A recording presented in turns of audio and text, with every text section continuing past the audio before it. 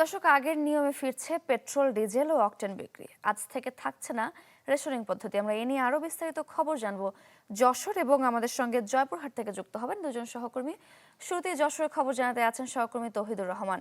তৌহিদ। সারিকা, আপনি দেখছেন যে যশোরে আমি পেট্রোল পাম্পে দাঁড়িয়ে আছি এবং পেট্রোল পাম্পটিতে মোটরসাইকেল বা গাড়ি আসছে, কিন্তু তেল না নিয়েই তাদেরকে ফিরে যেতে হচ্ছে। এই ফিরে যাওয়ার কারণ হচ্ছে গতকাল খুলনা বিভাগের যে পেট্রোল পাম্প মালিকরা তারা ডিপো, খুলনার যে ডিপো যেখান থেকে খুলনা বিভাগের 15 জেলায় তেল সরবরাহ করা হয়ে থাকে, তারা ডিপো থেকে তেল উত্তোলন বন্ধ রেখেছিল স্বেচ্ছায়।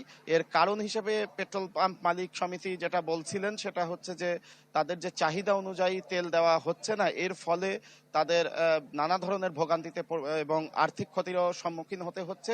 যেমন এই পাম্পটির কথা যদি বলি, এই পাম্পের মালিক কর্তৃপক্ষ তারা জানাচ্ছিলেন যে তাদের এখানে পেট্রোল এবং ডিজেলের চাহিদা 15,000 লিটার এবং ডিজেলের চাহিদা 15,000 লিটার, অর্থাৎ প্রতিদিন 30,000 লিটারের তেলের চাহিদা থাকলেও তার বিপরীতে 3 থেকে 6,000 লিটার করে তারা পাচ্ছিলেন, যেটা আনতে গিয়ে তাদের যে পরিবহন সহ অন্যান্য যে আনুষঙ্গিক খরচ সেইটা ওঠানো দুষ্কর হয়ে যাচ্ছিল। একই সাথে ক্রেতাদেরকে সামাল দেওয়াও তাদের জন্য কঠিন হয়ে পড়েছে। এই পরিস্থিতিতে তারা রেশনিং পদ্ধতি বন্ধের দাবি তুলে পেট্রোল পাম্প থেকে, ডিপো থেকে তারা তেল উত্তোলন বন্ধ রেখেছিল। যদিও আজকে থেকে সরকারিভাবে ডিপো থেকে রেশনিং পদ্ধতি বাতিল করা হয়েছে ঈদের পরিস্থিতির কারণে।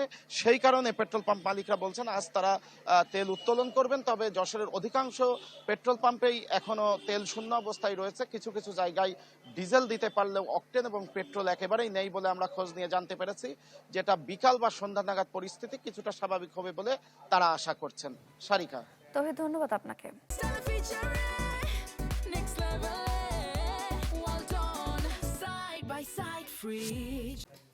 জয়পুরহাট এর খবর জানাতে আছেন সহকর্মী হারুনুর রশিদ। হারুন।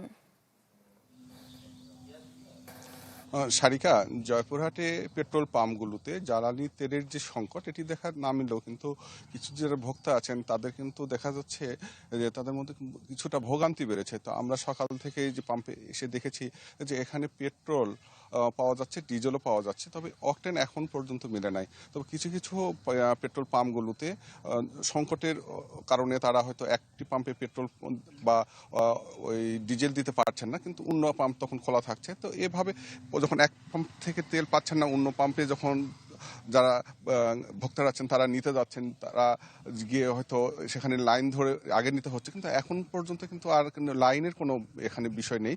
তবে আরেকটা জিনিস লক্ষণীয় যে কিছু কিছু যারা এখানে যারা এই পেট্রোল নিতে আসছেন বা ডিজেল নিতে আসছেন, তারা প্রয়োজন যেটা আছে প্রয়োজনের অতিরিক্ত কিন্তু তারা কিছু পেট্রোল নিয়ে তারা সেটাকে সংরক্ষিত করে রেখেছেন তারা নিজে বাড়িতে। বা একটা এখানে সংকট তৈরি হবে যে অজুহাতে যে পেট্রোল পাওয়া যাবে না, ডিজেল পাওয়া যাবে না, তো পাম্পগুলো কিন্তু এখন পর্যন্ত কিন্তু কোনো অকটেনের এখনো দেখা মেলেনি।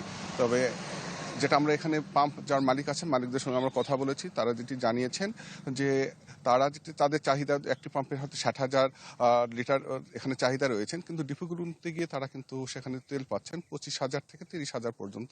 তো এক্ষেত্রে তারা তেল নিয়ে এসে পাম্পগুলোতে বিক্রি করে তারা লোকসানে যাচ্ছেন। তো এই অবস্থায় যদি তারা অব্যাহত থাকে এই ব্যবস্থা, তারা কিন্তু বলছেন যে তাহলে আমাদের হয়তো তেল ডিপো থেকে আনা আমাদেরকে বন্ধ করে দিতে হবে, কারণ লোকসান করে তো আমরা এখানে ব্যবসায় মনে করেন এখানে আসতে পারবো না। তো আরেকটি বিষয় এখানে জানিয়ে রাখি যে পাম্পগুলোতে কিন্তু এখানে অতিরিক্ত কোনো অর্থও নেওয়া হচ্ছে না, সমস্ত তারা তেল পাচ্ছেন, যাদের চাহিদা মতো এসে তারা তেল নিচ্ছেন এবং চলে যাচ্ছেন। তো এই ছিল জয়পুরহাট থেকে পেট্রোল পাম্পগুলোতে জ্বালানি তেলের সর্বশেষ খবর। সারিকা। হারুন, ধন্যবাদ আপনাকে। দর্শক, আগের নিয়মে ফিরছে পেট্রোল, ডিজেল ও অকটেন বিক্রি। আমরা এ নিয়ে বিস্তারিত জানছিলাম। জয়পুরহাট এবং যশোর থেকে যুক্ত হয়েছিলেন আমাদের সহকর্মীরা।